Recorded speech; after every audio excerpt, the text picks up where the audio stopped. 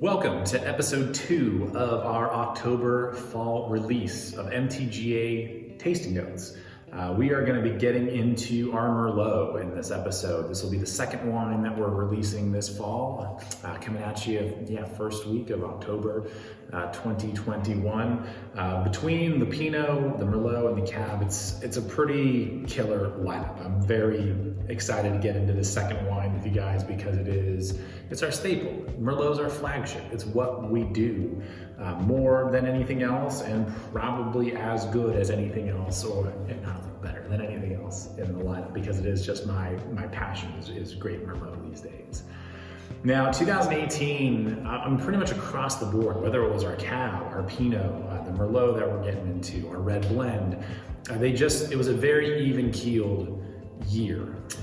Fairly large yields out in the vineyard. We had a lot of fruit to work with, but that didn't dilute any of the flavor or complexity or anything that you worry about when you have a lot of crop out there. There's always that little bit of like, man, I hope everything really gets to where it needs to be considering how much fruit is coming in. And the good news was that it did. I mean, it was outstanding to see these vines produce so much fruit, especially given the craziness of 2017, the year before it, fires and whatnot, and moving into a really nice, big, healthy harvest. Now, the Merlot is continuing to come from St. Helena, right in the middle of the Napa Valley. For those of you familiar, it's right off of Pope Street, near the Silverado Trail in St. Helena. So just right in the heart of town there. Still 100% Merlot, about 30%-ish every year. New French oak that we add to this bad boy just to spice it up, add some extra layers of complexity to it. But we really try and let that Merlot fruit shine. It's never been in our program to make that, Cab Lovers Merlot or try and blend it and make it something that it's not. We wanted to make 100% unadulterated, true to variety style of Merlot, and still, lean into the climate, the soil, and everything that we're working with. It's kind of fun to taste this right now because our Merlot for 2021 was just harvested a couple days ago.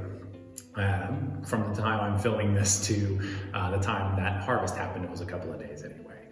So I'm currently in the midst of doing punch downs outside of the cave here, mixing up those fermentations, tasting it, and making sure that it's on the right track as we get closer and closer to pressing. That fermentation is still probably about a week and a half from starting to wrap up, and even then it'll probably be another few days after that before we press it off and start getting this wine into barrel. So we are right in the midst of our Merlot production, and the fruit looked beautiful this year. It's very serendipitous to be talking about the new release that's coming out and also starting a new vintage of it at the same time. So without much further ado, let's get into this bad boy. I mean, it is just very typical of what MTGA Merlot has become from about 2015-16 forward. 15-16 really became my benchmarks, and not to say that the older vintages aren't any good, they're just very different stylistically because we were still getting our sea legs. We were still very new to winemaking and getting these wines exactly where we wanted them. But I really felt in 2015, 16, 17, and now 18, we've really hit this beautiful stride with our Merlot program. And this is showing that consistency and that style really, really carry through.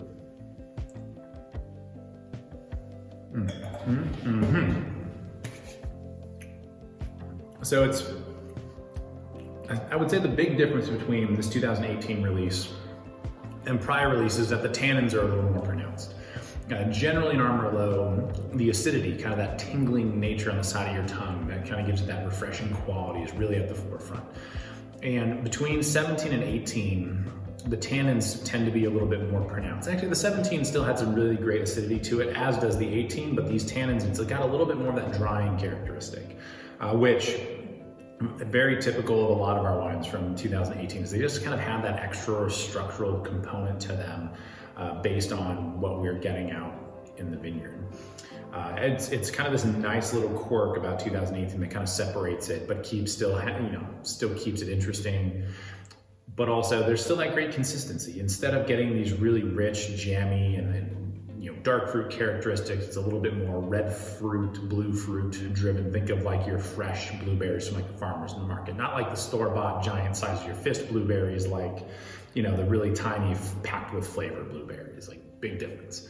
It's what I get for having family in the Upper Peninsula of Michigan. It's, you know, the blueberries that come from up there, they're a different breed than what we get at the grocery store out here, like 100%. So this is, it's just got that vibe to it, and it's not going to be super heavy, super rich, but it's still, you know, very typical of our Merlots. It still has that big enough structure, big enough punch of flavor with how plush and bright that Merlot can be, that it doesn't leave you hanging. It still has this really nice long finish to it. Even, I mean, that first sip I took, like, it's still hanging around as I've been sitting here talking for, you know, 45 seconds or a minute or whatever it's been. I mean, on the nose, I mean, even before you taste it, it just jumps out of the glass at you, which is nice. And you get a little bit of that like subtle vanilla and like caramel note from the barrel aging side of things, so it's layered in really, really nicely.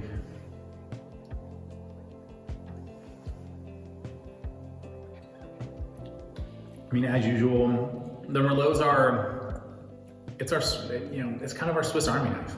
It's, for me, I don't drink a lot of our own wine at home because I'm tasting it regularly in the cellar, but when I'm cracking open a bottle of our wine at home, it's generally the Merlot, because I'm coming home after a day's worth of work. I just want a nice big glass of red wine that's not too overbearing, that I don't need to pair it with something. I don't want to think about it. I just want that beautiful cocktail hour, kind of on the back patio, crushable kind of red wine. And that's what the Merlot continues to be. It's just this one where it's the old reliable. It's the one that you just, you know, when you're just in the mood for a glass of red wine, you can lean on. And that's really what I love about our Merlot program more than anything else these days, is that whether it's the newest release or going back to even the 2012, that's our library release for this year, has been, like, they're just crushable. Like, it's a bottle of wine that you have a few glasses of and you're like, oh shoot, I guess I need another bottle. Someone helped me with that, right? I didn't drink that all myself. I did, shit, my bad. You know, it's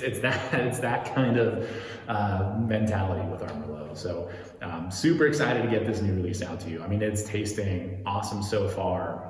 I mean, this is, for those of you in our winemaker's choice, or that are getting a good spread of all these wines, I mean, you're going to be thrilled once these arrive, because it's going to be a really great grab bag of everything that we do. But we still have one more wine to try, so stay tuned for episode 3. We're going to get into a little bit of Cabernet Sauvignon here next.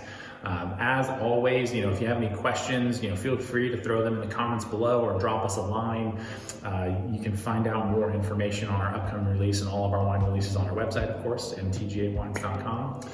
But we'll stay tuned. We got a little Cabernet coming your way next.